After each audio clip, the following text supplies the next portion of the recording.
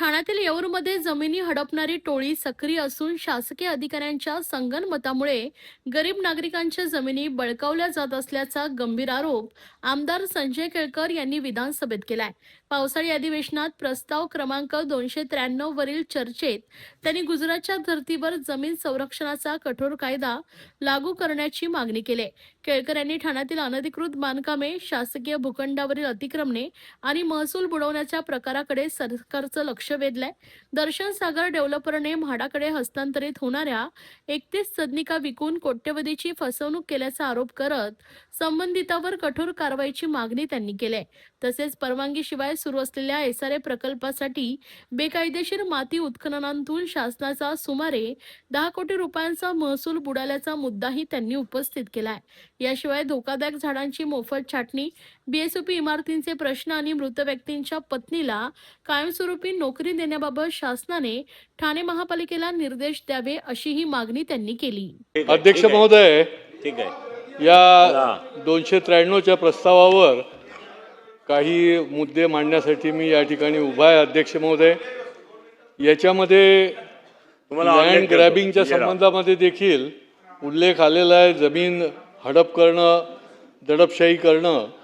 तर या निमित्ताने मी शासनाला सूचना करेन, विनंती करेन की गुजरातच्या धर्तीवर गुजरातने जसं Gujarat land grabbing prohibition act 2020 साली आणला, 2022 साली त्यांनी तो अमेंड केला आणि अशा प्रकारचा कायदा आणण्याची आपल्या राज्यामध्ये देखील आपल्या या सगळ्या भागामध्ये गरज आहे. अध्यक्ष महोदय, कारण की अनेक प्रकारे लँड ग्रॅबिंग चालू आहे, जो निराधार आहे, जो दुर्बल आहे, परंतु त्याची जमीन आहे त्याला धाक दपटशा दाखवून अशा प्रकारचं जमीन बळकावण्याचं काम जे आहे ते चालू आहे.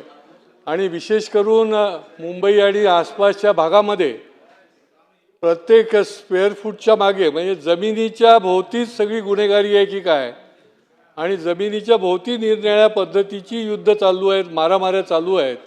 आणि त्याच्यामुळे अशा प्रकारचा मी याच्यामध्ये सुचवीन की लँड ग्रॅबिंगच्या संबंधामधला प्रोहिबिशन करणारा जर कायदा या ठिकाणी आणता आला तर निश्चितपणे त्याचा उपयोग होईल. Land grabbing means every activity of land grabber to occupy or attempt to occupy with or without the use of force, threat, intimidation and deceit, and land whether belonging government, public sector undertaking, local authority, religious or charitable institution or any other private person over which they have no ownership, title or physical possession without any lawful entitlement and with a view of illegally taking possession of such land, of creating illegal tenancies. अशा प्रकारचं ज्या ठिकाणी चालतं तर त्यांना संरक्षण देण्याच्या दृष्टीने निश्चितपणे अशा प्रकारचा जर लँड ग्रॅबिंग प्रोहिबिशन ॲक्ट जर आपण या ठिकाणी आणला तर त्याचा उपयोग येईल. अध्यक्ष महोदय, याच्यामध्ये येऊरच्या संबंधामध्ये देखील उल्लेख झालेला आहे. येऊरमध्ये देखील अशा काही टोळ्या आहेत की त्या जमीन हडप करण्याचाच धंदा करतात आणि त्याच्यामध्ये शासकीय देखील काही अधिकारी त्याच्यामध्ये अडकलेले आहेत आणि ते धाक दपटशा दाखवून कुठल्याही प्रकारची कुठलीही तक्रार न घेता त्या ठिकाणी जमिनी हडप करण्याचं काम जे आहे ते करतायत. आणि मग ते मोठ्या किमतीने विकणं असेल किंवा बाकीचं असेल, आणि त्यामुळे अशा प्रकारचा ॲक्टच्या माध्यमातून निश्चितपणे त्याचा उपयोग होईल. अध्यक्ष महोदय, याच्यामध्ये अनधिकृत संबंधातला शासकीय भूखंडावरचा अनधिकृत बांधकामाचा देखील या प्रस्तावामध्ये अध्यक्ष महोदय उल्लेख आहे. आणि अनधिकृत बांधकामाचं तर वेळोवेळी लोकप्रतिनिधी आमच्या सकट सगळे अनेक वेळेला निदर्शनास आणून देखील त्याच्यावर कारवाई होत नाही. आव्हाडसाहेब तर नेहमीच नाही तुम्ही तुमच्या प्रस्तावामध्ये नेहमीच घेता.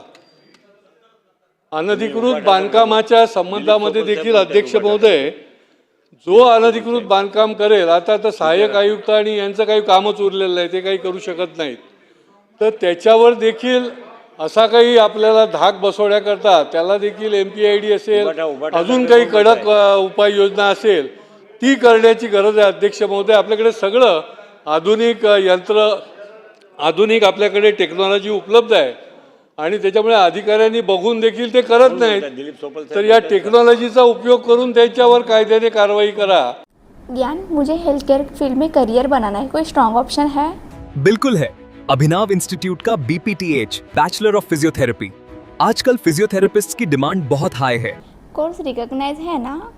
ऑफ कोर्स, ये इंडिया की लार्जेस्ट मेडिकल यूनिवर्सिटी से एफिलिएटेड है, मतलब स्ट्रॉन्ग एकेडमिक वैल्यू। और करियर अपॉर्चुनिटीज कैसे रहेंगे? बहुत amazing. Hospitals, sports clinics, rehab centres और इवन इंटरनेशनल अपॉर्चुनिटीज भी। और सबसे इम्पोर्टेंट, प्लेसमेंट सपोर्ट मिलेगा? बिल्कुल। एक्सपीरियंस्ड फैकल्टीज और प्लेसमेंट गाइडेंस के साथ स्ट्रॉन्ग करियर सपोर्ट मिलता है। Sounds perfect. मैं आज ही अभिनव इंस्टीट्यूट के BPTH कोर्स के लिए अप्लाई करूंगी। तो वेट किस बात का? BPTH एडमिशंस ओपन है, लिमिटेड सीट्स। अभी अप्लाई करो अभिनव इंस्टीट्यूट में।